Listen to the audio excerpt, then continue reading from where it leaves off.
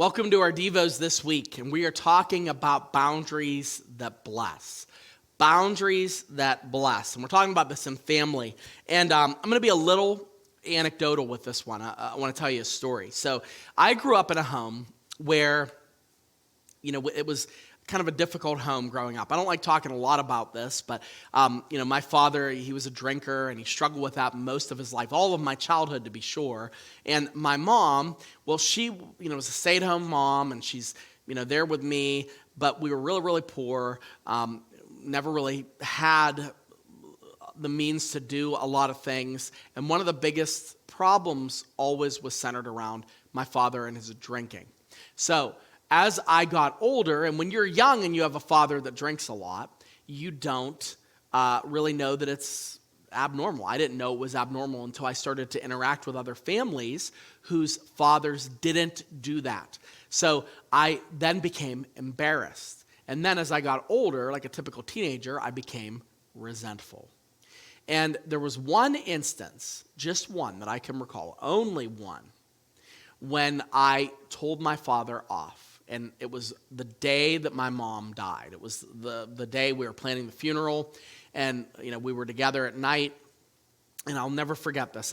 I just told him how mean he was, and it wasn't really a huge confrontation. It was more of just how hurt I was by the neglect that he had been giving me. Now, of course, he was completely obliterated. And he didn't even remember the conversation. The next day I asked him, because I apologized about the way I spoke to him, but he said, I don't really remember, I was too drunk. And I was kind of grateful for that. But what I wasn't grateful for was how I felt after saying it. Because I said it not because I was trying to get to the bottom of something. I said it because I never said anything up to that moment. And I just exploded and tried to do what most of us do in families with words. And that is, we use words as weapons. So if you want to have good boundaries, you don't want to be using words as weapons. Now, I'm going to flash forward to a different scene. This was a couple years back. My father was on his way home to the Lord. He had a massive heart attack, and he was in hospice, and I was sitting there with him, and he was lucid. And I've been around enough people that have died to know, okay, I knew kind of what stage we were in. I kind of knew how much longer it would be before he would not really be able to carry on conversations. So one of the last conversations I had with him. Now, he had already confessed to me before he felt like he was a terrible father, and he had apologized about things, and I forgave that.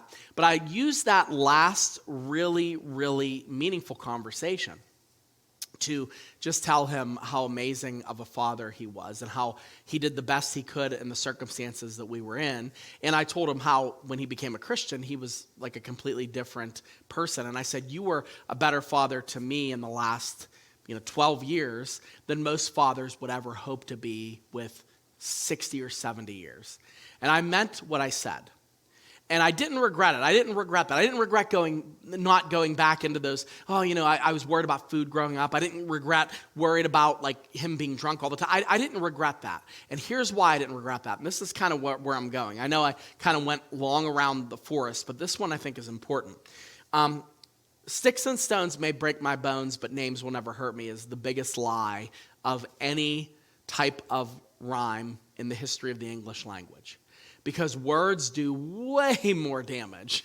Oh my gosh. Words do way more damage sometimes than a physical altercation. And one of the problems that happens is if we're good with words, I'm good with words. I know some of you are good with words. So I'm really hard to argue with. Because this is what I do for a living. I talk, I teach communication, I'm a pastor, I do public speaking. This is all I do. Words are my thing. That's the only thing that I do. So when an argument comes or when there's a tendency where meanness comes, it's over. I'm going to win that. And it's just the way I am. And it's not a thing to brag about. It's actually sinful that I default in that. But this is what I've realized. Whatever you're going to say to your child in the heat of the moment, I want you to understand, you can't take it back. Whatever you are going to say to your parent in the heat of the moment, when you're upset, when you want to create that boundaries, and you never made boundaries before, and now you're going to have a boundary conversation, but you are going to say every single bad thought you've had of them. Listen to me closely. Look at me, okay? If you're watching this, or if you're listening to it, I want you to look at me. You can't take it back. You can't take it back.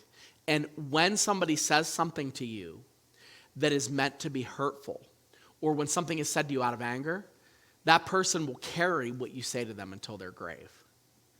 And when my dad died, one of the things that I was grateful for was that he didn't have a story of me ever talking down to him. He never had a story of me confronting him. He never had a story of me saying what a terrible father he was. Instead, you know what he did? He had a story, and the last story was that I sat with him and said that you did more for me in 10 years than most fathers would hope to do with their children in 70. And I meant it. And this is where your words are so important. God uses words. He uses words so much. In fact, in the Genesis account of creation, it says that the whole world is made by God speaking it into existence. Words have so much more power, but your words are so dangerous. I know your mom wasn't a great mom. And I know there might be some things that you have to do and talk about to get closure, but please get counseling about how to have that conversation. Please don't go in and take a nuclear weapon to somebody that's not expecting it, because you're just going to end up with regret. In Ephesians chapter 4, verse 29, it says, "Let no corrupting talk come out of your mouths, but only such as is good for the building up, as it fit to the occasion, that it may give grace to those who hear." I believe in hard conversations, I really do. But I believe those conversations have to have an end in mind, not just the end of that person's feelings and things of resentment and pain of years gone by. A lot of counseling I've done is with people that have had these kinds of conversations, and they can't take the words back. And sure, there's forgiveness, and sure, there is opportunities to really do some soul searching and get past it, but I want you to just trust me as your pastor that whatever you say, whatever you tell that person, whatever you tell your child, whatever you tell your spouse, when you're in an angry moment, or if you're trying to, use your words as a way to hurt them, sometimes there's no going back. So if you want to have healthy boundaries, have a conversation in a healthy way. I recommended Crucial Conversations. You might want to look at some other communication type books, but focus not just on how you're going to hurt them, but focus on how you're going to build them up through a loving conversation that actually solves a problem.